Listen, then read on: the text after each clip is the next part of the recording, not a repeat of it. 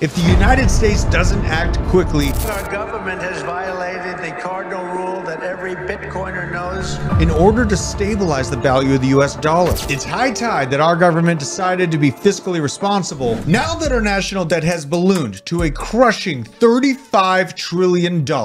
It appears that at least a few good political figures have made a massive plan to do something about it. After attending the Bitcoin conference in Nashville, I was able to hear firsthand how digital gold could become the next strategic reserve to fortify the US dollar before it collapses. Welcome back to the Blockchain Basement, your place to stay based, build a community, and make some massive gains along the way. I'm your host, The Druth, and we are powered by Arculus. This is the leading cold storage solution to keep your digital assets safe and sovereign. Use code BASE10 to get your hands on one of these bad boys for yourself and become your own bank. It's high tide that our government decided to be fiscally responsible and radically change course before our national currency is completely debased. As I've said many times, BRICS is well on its way to de-dollarization for their economies, and they have already begun paving the way for crypto to aid them in this pursuit. If the United States doesn't act quickly, we risk a massive cataclysm for our currency. Hedging Bitcoin as a strategic reserve is being touted as the premier solution by Donald Trump,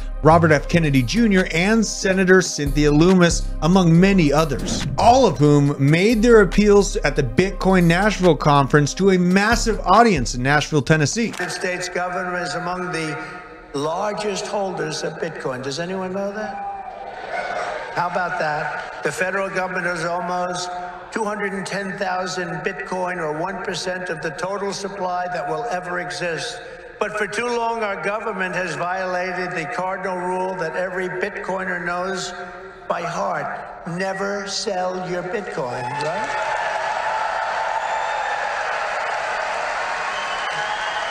That's right, isn't it, huh? That's right. How did I figure that one?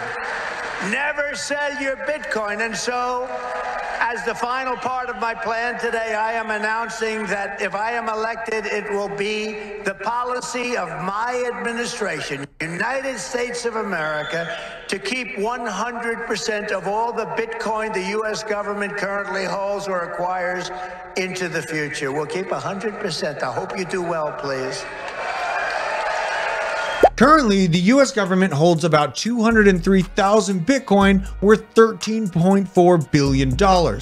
But Hyena Harris has recently moved some of this crypto onto exchanges, and they might be looking to dump this. After Harris failed to appear at the conference, it would appear that Democrats are falling into the paper hands category, promoting the notion that Bitcoin is for criminals. Well, we all know that that is far from the truth, as massive whales from savvy business owners like Michael Saylor to shrewd international leadership such as Nayib Bukele have continued to accumulate.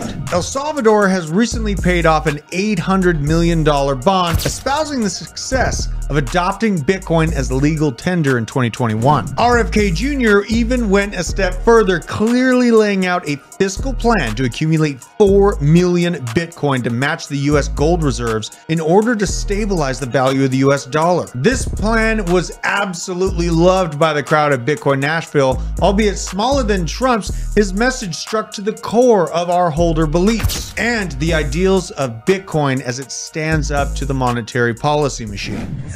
I don't think myself red. I don't think myself blue. I don't even think myself purple. Those are the colors of the political parties. Instead, I think myself as orange.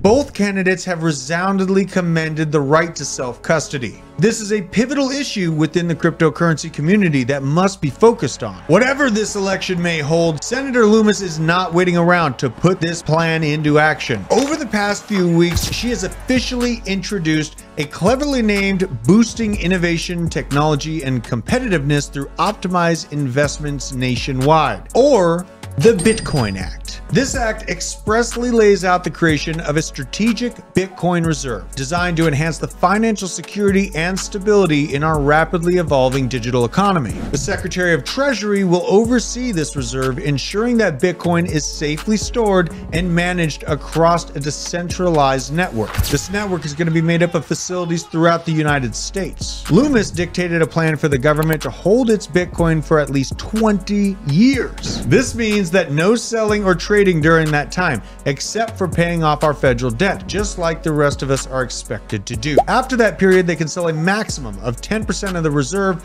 over the course of 2 years. The strategy aims to ensure a long-term stability and security for the nation's digital assets. This act also emphasizes transparency, requiring the Secretary to publish quarterly reports detailing the reserve's holdings and transactions. This includes complete and independent audits to verify every single last detail and aiming to build a trust and accountability in how the government is handling our assets. What a wonderful thought. Imagine that. And here's another massive detail. The act affirms your rights as an individual to control your own Bitcoin in self-custody. It recognizes the importance of having sovereignty, which is crucial for our financial freedoms and our protections as people as we move forward into a digital age. I have never read anything so sexy. This is music to my ears, maybe the best piece of legislation this decade. Believe me. My friends, the battle is not won. We are going to have to fight to get out there and vote for our crypto rights and for the future of this country.